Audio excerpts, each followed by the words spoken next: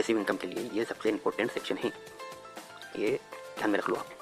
ये वाला जो पैरामीटर है ना, ये बहुत इंपॉर्टेंट है, बहुत इंपॉर्टेंट। ये बताता है कि तो ये तो मुझे लगने लगा अभी खरीदने लायक, तो मैं कोई वो नहीं दे रहा हूँ, एडवाइस नहीं है। मैं पहले डिस्क्लेमर दे दूँ कि भाई ये मेरी कोई भी एडवाइस नहीं दे रहा हूँ मैं कि कौन सा खरीदना कौन सा नहीं खरीदना। में पैसा कोई भी स्टॉक में आपने लगा रखा हो, थोड़ा फंडामेंटली ठीक ठाक है ना, तो पैसा आपका डबल होना ही है। ये बड़े बड़े इन्वेस्टर जो रहते हैं ना, वो क्या देख के बैठे रहते हैं, करोड़ों रुपए लगा के क्या देख के बैठे रहते हैं स्टॉक के अंदर। वो सब के ऊपर रिसर्च करके मेरे को बहुत समय लगा इन सब चीज़ों में, बहुत लॉस भी किया है। लेकिन अब जाके मुझे ये समझ में आया कि भाई करोड़ों रुपए लगा के वो क्या देखते हैं कि उसके अंदर बैठे रहते हैं। वो अकेला ये वाला फैक्टर नहीं देखते, और भी बहुत सारी चीज़ें देखते हैं, लेकिन ये एक पहली सीढ़ी है। मैं तो भाई कोई भी स्टॉक खरीदता हूँ तो सबसे पहले यही देखता हूँ, ये रेशियो ये होना चाहिए, 0.1 से नीचे होना चाहिए, मतलब 1 से नीचे होना चाहिए। 1 के कितना ऊपर है, देखो आप कितना ऊपर है। मैं इसमें पर्सनली एंट्री अभी नहीं बनाऊंगा, फ्यूचर में इसके अर्निंग इंप्रूव होंगे तब देखा जाएगा, अभी तो नहीं बनाएंगे अपन। क्योंकि भाई कौन से ऐसे शेयर हैं जो डिविडेंड दे रहे हैं। ये स्क्रीनर है, स्क्रीनर.com से अपने ऊपर पड़ जाता है कि कौन से स्टॉक्स हैं जिन्होंने डिविडेंड अनाउंस किया। ये स्क्रीनर वेबसाइट पर मिल जाता है। ये इसको खुला अपन ने, ये इसमें अपन मार्केट, ये फीड लिखा ना, फीड में ये फीड, ये फीड, यहाँ पे रहता है अपने को मार्केट पल्स मिलता है। यहाँ पे जाओगे ना आप, मार्केट पल्स मिलेगा, ये इसको खोलिए, इसको खोला, यहाँ पे सब पता पड़ जाता है कि क्या चल रहा है मार्केट में, बल्क डील हो रही है, बल्क ब्लॉक डील हो रही है, जो भी हो रही है, इनसाइडर ट्रेडिंग हो रही होगी। तो ये वाला सेक्शन अपने लिए इंपॉर्टेंट है, पैसिव इनकम के लिए ये सबसे इंपॉर्टेंट सेक्शन है। ये ध्यान में रख लो आप। यहाँ पे जो है इसको खोला अपन ने।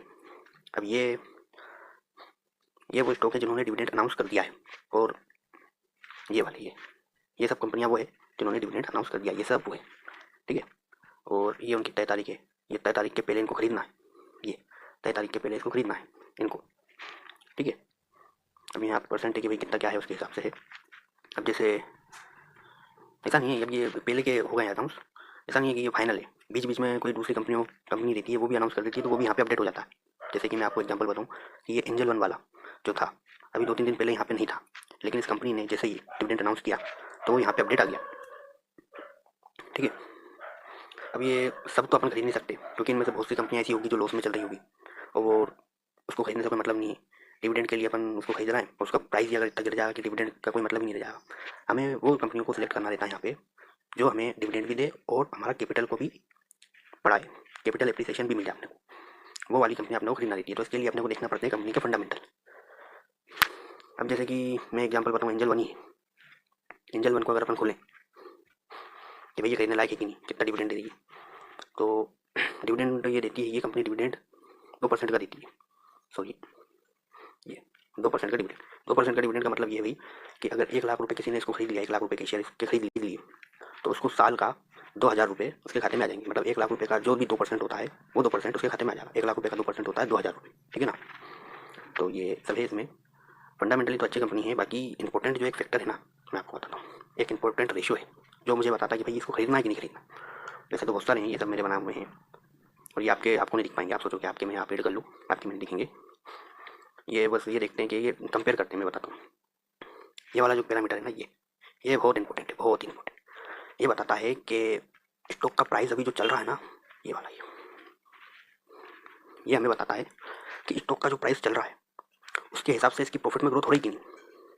मतलब ये है कि अभी ये माइनस में है, जैसे ये माइनस दिख रहा है आपको, ये माइनस का मतलब ये है कि मार्केट ने इसको वो प्राइस दे रखा है, इतना प्राइस दे दिया इसको कि इसकी प्रॉफिट के बराबर ये मैच नहीं कर पा रहा है। मतलब अगर प्रॉफिट इसका स्लो होगा, ये इसमें कोई डाउट नहीं है। अगर प्राइस ने इसके प्रॉफिट के हिसाब से चलना शुरू कर दिया अगर, तो ये वाला जो शेयर है ये -56% गिर सकता है नीचे की तरफ। ये वाला जो रेशियो है ये बताता है कि -56% ही नीचे गिर सकता है। ऐसा जरूरी नहीं है कि गिर जाए, लेकिन प्रोबेबिलिटी यही है कि बेटा गिर जाए। कभी कभी ऐसा होता है कि मार्केट ज़्यादा ध्यान नहीं देता प्रॉफिट को, या कुछ और अंदर उसके अंदर कुछ और अच्छा, स्टॉक के अंदर कुछ और अच्छी न्यूज़ होती है या कुछ भी होता है, तो ये 500, 1000 तक चले जाता है। मैं वो एग्जांपल भी दे दूंगा, आप दिखाऊंगा आपको, -500% भी चले जाता है। पर क्योंकि उसके अंदर कुछ एक एडवांटेज होता है स्टॉक के अंदर, कंपनी के अंदर, इसलिए जाता है वो। मान लो अगर वो एडवांटेज जिस दिन हट जाता है ना, तो वो स्टॉक वहीं से गिरना चालू हो जाता है और उसमें रिटेलर ट्रैप हो जाते हैं। तो ये एक पैरामीटर ऐसा है कि जो हमें, जो रिस्क वाले स्टॉक हैं उनमें को खरीदने से हमें बचा लेता है। ये तो अपन ने समझ लिया कि भाई क्या देख के डिविडेंड लेना चाहिए। और भी बहुत सारे फैक्टर हैं, ये है, ये सब है, ये मैं आगे बताऊंगा क्या है इनके अंदर। अब जैसे इसको तो मैं नहीं ले रहा हूँ क्योंकि ज़्यादा ही है, -256 में 1% भी प्रोबेबिलिटी इसी क्यों रखूँ कि मेरा पैसा नेगेटिव में जाए। देखो पैसे बनाना हमारा सेकंड होना चाहिए, लेकिन फर्स्ट प्रायोरिटी हमारी ये होना चाहिए कि हमारा पैसा मार्केट में जाए ना, नेगेटिव में ना जाए। पॉजिटिव बात की प्रोसेस होती है, नेगेटिव में ना जाए, ये रहता है। और भी ये सब बहुत सारे हैं। ये वाला तो आपको मिल जाएगा, ये पैरामीटर आपको मिल जाएगा, ये वाला आपको मिल जाएगा, लेकिन आपको ये नहीं मिलेगा, ये वाला पैरामीटर, ये मेरा बनाया हुआ है। मैं आगे बताऊंगा इसके विषय में कैसे बनता है। ये भी नेगेटिव चल रहा है देखो। तो ये तो मुझे लगने लगा अभी खरीदने लायक, और मैं कोई वो नहीं दे रहा हूँ, एडवाइस नहीं है। मैं पहले डिस्क्लेमर दे दूँ कि भाई ये मेरी कोई भी एडवाइस नहीं दे रहा हूँ मैं कि कौन सा खरीदना कौन सा नहीं खरीदना। मैं तो ये बता रहा हूँ कि ये मेरी कोई एडवाइस नहीं है कि आपको खरीदना है कि नहीं खरीदना है। आप अपने हिसाब से देखो। जैसे अभी मैं आपको बताता हूँ, एक मैंने ये वाला भी खरीदा हुआ था। तो इसका जो है ये देखो, थोड़ी सी ग्रोथ इसकी स्लो हुई है। मान लो यहाँ से ग्रोथ अगर बढ़ी तो ये डिविडेंड भी अच्छा देता है। देखो स्टॉक, ये देखो डिविडेंड 5% का डिविडेंड। और इसकी अगर ग्रोथ बढ़ी ना तो ये नंबर पॉजिटिव होगा, और पॉजिटिव से और भी आगे बढ़ सकता है। और ये नंबर पॉजिटिव ही होना चाहिए। ये वाला पॉजिटिव है, मस्ट जरूरी। कोई भी स्टॉक खरीदना रहे तो ये देख लो कि पॉजिटिव है या नहीं। मैं तो ये देख के खरीदता हूँ भैया, है ना। अब जैसे इसको भी खरीदा हुआ है मैंने। अब अपन जैसे अभी मैंने कल 23 तारीख है ना, तो 23 तारीख की एक्सपायरी के हिसाब से कैसरोल का खरीदा हुआ है। कैसरोल इसका खरीदा है। तो ये देखो अभी इतना तो चलता है, इतना चलता है। मार्केट एकदम एक्यूरेट नहीं रहता है, पर -200% -300% ये थोड़ा ज़्यादा हो गया। इतना नेगेटिव तो चलता है। अब इतना नेगेटिव भी तब चलता है जब आप इसके नेक्स्ट क्वार्टर के रिजल्ट पे नज़र रख रहे हो कि भाई प्रॉफिट बढ़ रहा है कि घट रहा है। अगर जैसे अब मैं आपको बताऊँ, इसको मैंने खरीदा हुआ है, डिविडेंड भी अच्छा देता है ये, इतना नहीं देता ये। मैं आपको बता दूँ, ये क्लियर कर दूँ, यहाँ पे एक एवरेज कुछ रहता है, इतना नहीं देता ये। अभी मैं आपको वो भी बता दूंगा कि कितना दे रहा है। बाकी एक एवरेज है कि हाँ कम से कम हमको FD करें हम, उससे जितना रिटर्न मिले यहाँ अपने को उतना मिल जाएगा। और इसका फ़ायदा ये भी रहेगा कि भाई इसका प्राइस बढ़ेगा। अगर मान लो बुल रन आता है तो हमारा पैसा भी डबल हो सकता है। बुल रन आया तो बुल रन में पैसा कोई भी स्टॉक में आपने लगा रखा हो, थोड़ा फंडामेंटली ठीक ठाक है ना, तो पैसा आपका डबल होना ही। अब मैंने इसको कैसे खरीदा है कि मैं अब इसके क्वार्टरली रिजल्ट जो होंगे ना, क्वार्टरली रिजल्ट जो आएंगे, जैसे दिसंबर का आया था तो ये थोड़ा सा ठीक ठाक रिजल्ट था। तो इतना तो चलता है, इतना चलता है। बाकी अब मेरी इस पर नज़र रहेगी कि भाई ये जो है ना, ये प्रॉफिट नंबर जो है ये वाला, ये साल भर का सबसे लो नंबर है। अगले जो भी रिजल्ट आएंगे, क्वार्टरली रिजल्ट इसके आएंगे जो भी, वो इसके नीचे नहीं जाना चाहिए। इसके नीचे जैसे ही जाएंगे तो भले ही मुझे 1000 रुपये जितना भी मैंने खरीदा, कितने का भी लॉस दिख रहा हो, मैं वहाँ पे लॉस काट के निकल जाऊँगा। ये मेरी कंडीशन। और स्टॉक मार्केट में तो लॉस हो ही जाते हैं, कहीं कितना ही कुछ भी कर लो लॉस होते हैं। लेकिन जब प्रॉफिट होते हैं ना, प्रॉफिट आपको लॉन्ग टर्म में ही बनेगा, ये तय बात है। और गलत कंपनी में आप बैठ गए और लॉन्ग टर्म भी बैठे रहे ना, तब भी आपको कुछ प्रॉफिट नहीं बनने वाला है। लेकिन फंडामेंटली सही कंपनी में आप सही समय पर बैठ गए और बैठे रहिए तो आपको प्रॉफिट बहुत अच्छा हो सकता है। यही एडवांटेज है शेयर मार्केट का।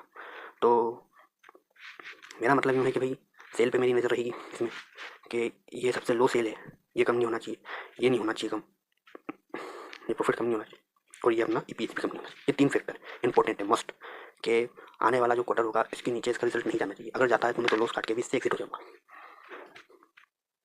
ठीक है, चलो आज के लिए इतना ही। बाकी ये पैरामीटर जो है ना, ये मैं आपको नेक्स्ट वीडियो में बता दूंगा। उसके लिए आपको ये करना होगा कि भाई मुझे कम से कम 100 कमेंट चाहिए कि भाई मुझे हमको बताओ कि भाई ये पैरामीटर कैसे बनता है। मुझे 100 कमेंट चाहिए इसके, 100 कमेंट। इतना कोई बड़ा टारगेट नहीं है, कर दोगे आप, कर देना तो मैं बता दूंगा।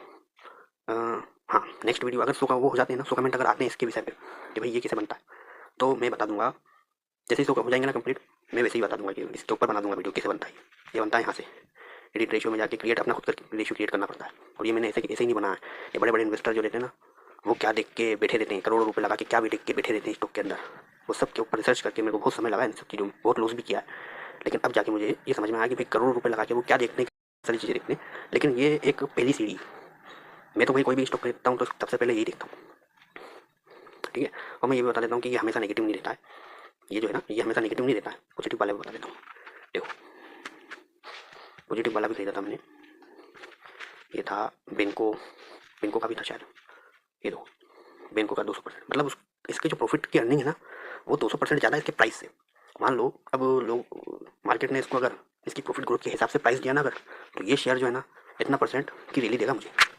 ये रेशियो ये बताता है, ये नहीं है नेगेटिव नहीं रहता। मतलब मैं आपको बता रहा हूँ, नेगेटिव है तो मतलब नेगेटिव पॉइंट है वहाँ। और नेगेटिव में भी -50% तक चलता है, ठीक है।